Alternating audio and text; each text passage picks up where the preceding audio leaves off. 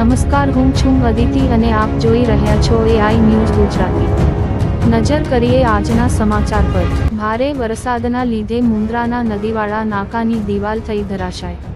સમગ્ર કચ્છમાં સતત 2 દિવસથી વરસાદ ચાલુ હોવાને કારણે મુન્દ્રામાં પણ અનેક જગ્યાએ નુકસાની જોવા મળી છે।